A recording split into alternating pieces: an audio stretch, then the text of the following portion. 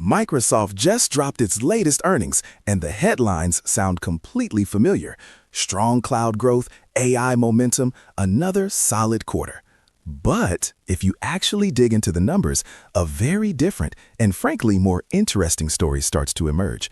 It's a story about where revenue is quietly leveling out, where growth is accelerating behind the scenes, and where the real strength of the company is being built long before Wall Street talks about it. Let's start with the surface. Revenue just crossed $60 billion, up a solid percentage from last year.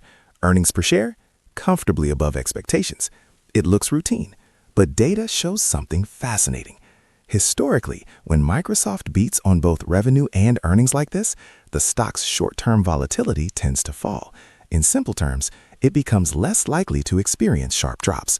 That's not the sound of hype. That's the sound of stability. But the real story is what's happening underneath.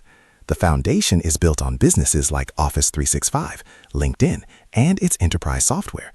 These aren't just products, they are cash flow machines, pumping out predictable, recurring money that doesn't depend on the market's mood. At the same time, the star player, Azure, is changing its game. Yes, it's still growing, but it's entering a more mature phase. The growth rate is slightly slower, and that's not a bad thing. It's a strategic pivot. The margins are improving, signaling Microsoft is shifting its focus from simply chasing growth to locking in high-quality, durable profits. And AI is quietly accelerating that entire transition. This is key. AI at Microsoft isn't just a standalone product you buy off the shelf. It's being woven into the fabric of everything, into Office, into Dynamics, into all the cloud services. The more companies rely on these AI-infused tools, the harder they are to replace. Once an AI assistant is part of your team's daily workflow, ripping it out becomes painful and expensive.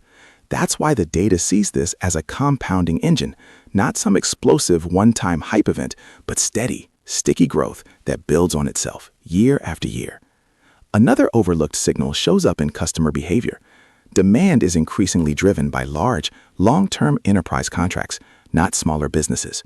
Why does that matter? Because enterprise deals last longer. They survive economic slowdowns better. And their revenue doesn't swing wildly from one quarter to the next. So while the headlines talk about growth, the data shows Microsoft is quietly strengthening its defenses, building a more resilient business. This isn't just about getting bigger, it's about getting stronger. And that brings us to the most important and least discussed metric of all: free cash flow. While everyone obsesses over revenue percentages, the cash flow continues to climb. This is the actual fuel that funds dividends, share buybacks, and long-term investments in the future. It's the purest signal of a company's health and its ability to create shareholder value. Expanding margins and rising free cash flow often predict future returns far better than flashy top-line numbers. The bottom line is simple. Microsoft's real story isn't found in the hype or the headlines.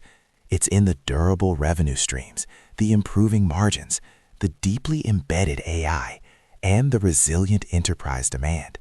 That's what actually drives long-term value. This is how you read earnings calmly, objectively, and focused on what truly matters.